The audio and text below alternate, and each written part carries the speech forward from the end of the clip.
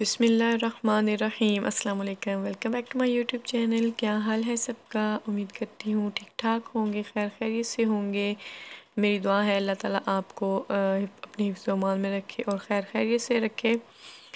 तो चलिए शुरू करते हैं आज का व्लॉग। जैसा कि आप देख रहे हैं मैं पौधों को पानी दे रही हूँ और अभी मैंने ये सडनली चेक किया है कि इस पौधे पे जो है फ्लावर्स आ रहे हैं। हालांकि अभी जो है वो गर्मियों का सीज़न ख़त्म हो रहा है और ख़ज़ां आने वाली है, लेकिन जो है ये जब से मैंने ख़रीदा है, जब मैंने न्यूली ख़रीदा था तब तो इसके ऊपर बहुत सारे फ्लावर्स थे पहले से, लेकिन जो ही ये ख़त्म होने शुरू हुए उसके बाद इस पर फ्लावर्स नहीं आए थे। तो लेकिन अभी मैंने चेक किया और मुझे बहुत ज़्यादा खुशी हुई है कि उस पर फिर से जो है वो फ्लावर्स आने शुरू हो गए हैं। तो ये भी उसी के तरह का पौधा है जो ऊपर है, इस पे भी उसी तरह के फ्लावर्स आते हैं, लेकिन शायद किसी और कलर में, मुझे याद नहीं। दोनों इकट्ठे ही ख़रीदे थे। ये जो ऊपर वाला है वो ज़्यादा ग्रो कर गया है, लेकिन जो जिस पे फ्लावर्स आ रहे हैं उसकी ग्रोथ बहुत स्लोली हो रही थी। तो यहाँ पे मैं बना रही हूँ मटन और अभी मैंने नाश्ता करना है। आज मेरा नाश्ता जो है वो थोड़ा लेट हो गया है। बच्चों को मैंने नाश्ता वगैरह दे दिया था, तो अभी अपना दिल नहीं कर रहा था, तो मैंने सोचा साथ में जो है वो मैं लंच की तैयारी कर लेती हूँ। तो लंच के बनाने के साथ साथ ही फिर मैंने चाय भी रख ली। मैंने सोचा चलो साथ साथ जो है वो मैं चाय बना लेती हूँ।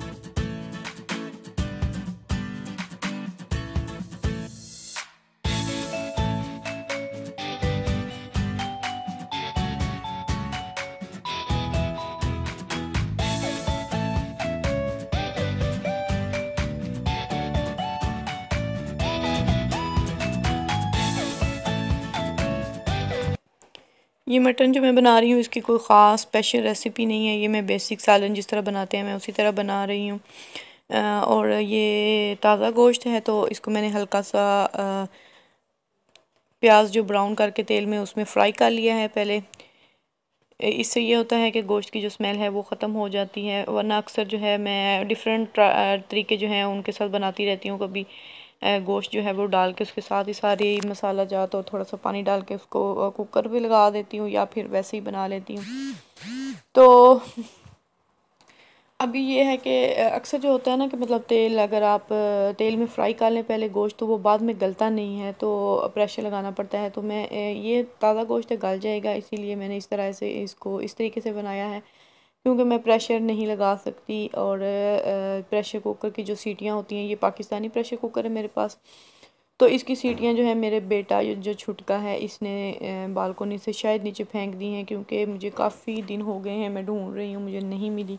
क्योंकि नॉर्मली जो किचन में ही मैं रखती हूँ, सामने जो ड्रा है जिसमें चम्मच वगैरह या सारी चीज़ें रखी हैं वहीं पे, तो अब वो मुझे नहीं मिल रही। इसके हाथ आ गई है तो कहीं इसने फेंक दिए नीचे, क्योंकि हमारे घर की जो आधे से ज़्यादा चीज़ें हैं ना वो इसने नीचे फेंकी, जो हमें नहीं मिलती। तो उसका मतलब यही होता है, हम यही सोचते हैं कि इसने बाहर फेंक दी हैं।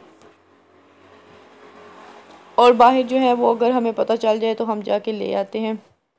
दिन में 4-5 दफ़ा जो है वो परेड लगती है नीचे ऊपर नीचे ऊपर। तो अगर नहीं हमें पता चलता कि इसने कुछ फेंका है तो वो फिर जो है गायब ही हो जाती है।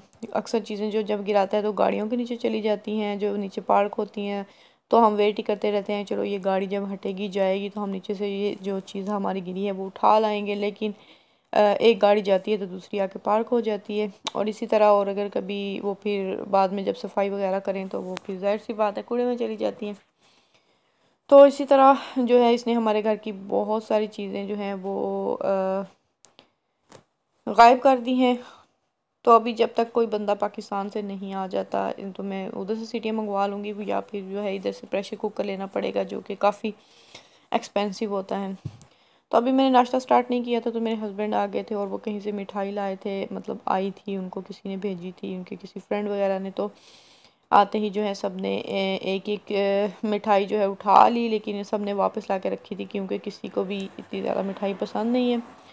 तो यहाँ पे हमारा लंच भी तैयार हो चुका था, बाद में मैंने सबको लंच करवा दिया था। और जब मैं कमरे में गई ये सारा किचन का फैलावा समेट के, तो ये हालत हुई पड़ी थी हमारे कमरे की।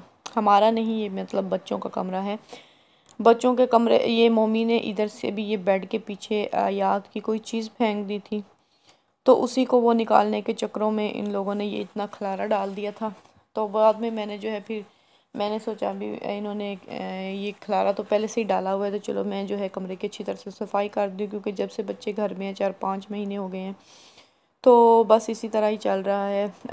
वो हर चीज़ जो है उन्होंने अपने कमरे में जमा कर रखी होती है, तो साथ साथ जो है वो सफाई तो मैं करती रहती हूँ, लेकिन इस तरह जो डीप क्लीनिंग है वो उनके कमरे की काफ़ी टाइम से नहीं की, क्योंकि सामने सामने से साफ़ है, जो बेड के पीछे चीज़ें फेंक देते हैं तो उनको निकालना मुश्किल होता है, क्योंकि इनका नीडो बेड है, तो इसमें से ये एक छोड़ दो बंदों से भी हिलता नहीं है। तो ये मैंने बड़ी मुश्किल से जो है इसको थोड़ा सा आगे करके इसके पीछे से जो है वो ये जो पेपर और बहुत सारी जो चीज़ें हैं वो निकाली हैं।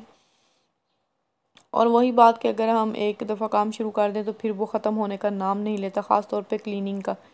तो वहाँ से साफ़ करके जब मैं अलमारी की तरफ आई हूँ तो अलमारी का भी वो पूरा हाल बिगड़ा हुआ है, हर चीज़ जो है इधर से उधर पड़ी थी। तो मैंने सोचा क्यों ना मैं आयात की जो अलमारी है उसको भी साफ़ कर दूँ और उनकी जो चीज़ें हैं उनको ऑर्गेनाइज़ करके उनकी जगह पे रख दूँ, क्योंकि एक चीज़ जो है वो इधर की उधर मिक्स हुई पड़ी थी हर चीज़, तो गिरती रहती हैं और फिर छोटी बहन जो है वो छेड़ती रहती है, फिर जो है वो लड़ाई झगड़े चलते रहते हैं पूरा दिन।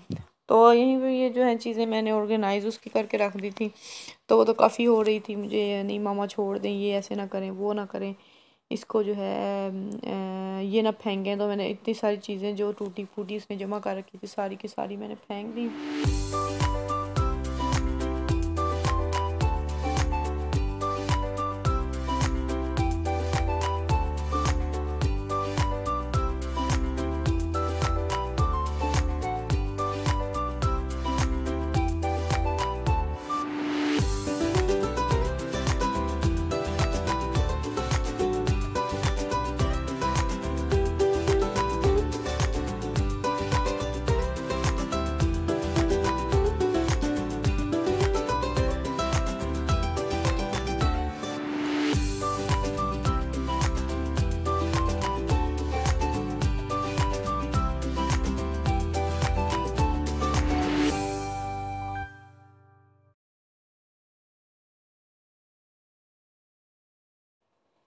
कोई 3 घंटे सफाई में लगाने के बाद जो है कमरे की थोड़ी सी हालत इस तरह की निकली है। दीवारें भी इन्होंने बहुत गंदी कर दी हैं।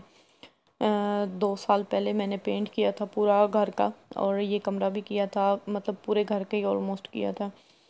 तो अभी जो है ये काफ़ी गंदे हैं, क्योंकि लराइब ने इसके ऊपर इनके ऊपर जो है ना बहुत सी वो कार्टून वगैरह बनाती रहती है, और पेंसिल और मार्कर्स के साथ जो है वो पेंटिंग करती रहती है। तो ये भी इंशाल्लाह ताला शायद किसी दिन मैं, अगर मेरा मूड बन गया अचानक, तो मैं इनको भी साफ़ कर दूँगी।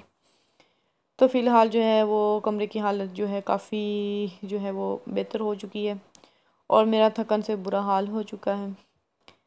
शाम हो गई है तकरीबन, ये पूरा कमरा साफ़ करते करते, तो थकावट बहुत हो चुकी थी। मैंने सोचा थोड़ी सी चाय पी लेती हूँ और थोड़ा सा रिलैक्स करती हूँ। और यहाँ पे फिर मैंने अयाज से ही चाय बनवाई, मैंने कहा चलो अभी अब चाय बना के लाओ क्योंकि तुम्हारा कमरा मैंने बहुत टाइम लगा के साफ़ किया है, तो थक चुकी हूँ। तो उसने मेरे लिए चाय बनाई है, बहुत अच्छी चाय बनाती है अभी माशाल्लाह से। तो मैं पीती हूँ चाय, और आप कीजिए मेरी वीडियो को लाइक, कमेंट, शेयर, और अगर आपने मेरे चैनल को सब्सक्राइब नहीं किया तो सब्सक्राइब कर लीजिए।